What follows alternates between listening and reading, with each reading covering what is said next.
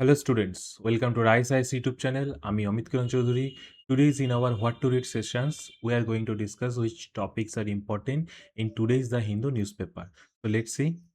তো ফার্স্ট যদি টপিকে আমরা আসি দেখতে পাবো যে India's financial year 2027 growth outlook cut to 6.6% from 7.2% world ব্যাংকের রিপোর্ট এটা।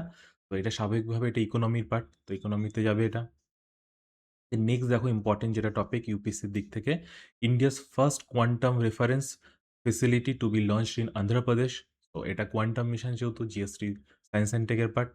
দেন দেখো যে follow rituals and observances of temples or stay out say SC bench hearing Sabarimala case. তো সাবরিমালা কেস যেহেতু রিলিজনের বিষয় না, তো এটা কি হবে GS1 সোসাইটি বা GS1 কালচারেরও পার্ট হতে পারে। দেন কি আসবে দেখো ফ্রম হাইডিং টু হোপ, এটা কিন্তু একটা মাওয়িস্ট ইনসার্জেন্সির ওপরে এই রিপোর্টটা পুরো রয়েছে। তো এটা কোথায় যাবে GS3 সিকিউরিটি বা ইন্টারনাল সিকিউরিটি। তো এই হোয়াট টু রিড সেশনসে যে শুধুমাত্র আমরা টপিক কোন টপিক ইম্পর্টেন্ট সেটা জানছি না, আমি কিন্তু বারবার বলছি যদি হোয়াট টু রিড সেশনস আমরা অ্যাটেন্ড করি তাহলে ইউপিসির সিলেবাসটা আছে তার সাথে যে প্রতিদিনের যে টপিকগুলো, প্রতিদিনের যে ইনসিডেন্টগুলোকে আমরা লিঙ্ক করতে পারবো, তার ফলে আরও সিলেবাস নিয়ে কিন্তু আরও বেটার আন্ডারস্ট্যান্ডিং তৈরি হবে। দেখো এডিটোরিয়াল পেজে ইম্পর্টেন্ট কয়েকটা আর্টিকেল রয়েছে, তার মধ্যে দেখো making scholarship integral two India's academic culture. তো স্কলারশিপ সিস্টেম নিয়ে রয়েছে, তো এটা গভর্নেন্সের পার্ট হবে।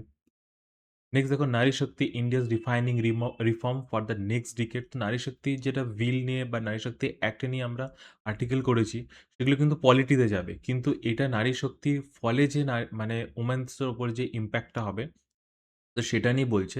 তাহলে এটা কিসে হবে? সোসাইটির হবে, GS1 সোসাইটি।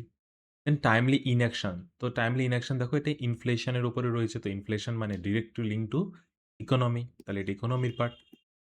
দেন নেক্সট যদি আমরা ওপিনিয়ন পেজে যাই, দেখো একটা ভালো আর্টিকেল রয়েছে, have elections in India become plutocratic. তাহলে প্লুটোক্রেটিক ইলেকশনস নিয়ে রয়েছে, তাহলে কি হবে GS2 পলিটি। নেক্সট যেটা ইম্পর্টেন্ট টপিক দেখো টেক্সট অ্যান্ড কনটেক্সটে রয়েছে, হোয়াট ডাজ দ্য জন বিশ্বাস বিল ডু। তো জন বিশ্বাস বিল আমরা কোথায় করেছি? GS2 পলিটিতে। পলিটিতেও হয়, গভর্নেন্সও হয় কিন্তু এটা।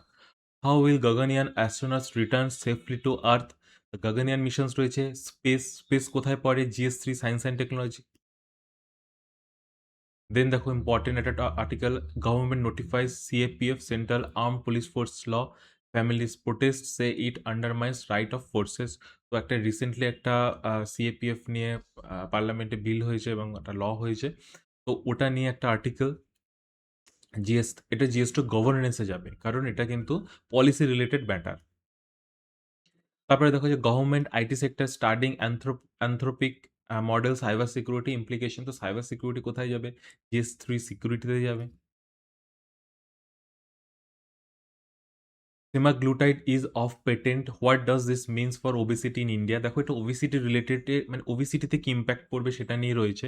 তো যেহেতু এটা হেলথ রিলেটেড, তো সেক্ষেত্রে GS3 সায়েন্স অ্যান্ড টেকে যায়। আবার যেহেতু এটা পেটেন্টের ব্যাপার রয়েছে, সেক্ষেত্রে এটা ইকোনমিতেও যায়, কিন্তু এটা আমরা সায়েন্স অ্যান্ড টেকেই রেখেছি, GS3 science and tech. Then climate change reshaping disease patterns straining health system. Climate change কোথায় যাবে? স্বাভাবিকভাবে এটা এনভায়রনমেন্ট কার পার্ট? GS3।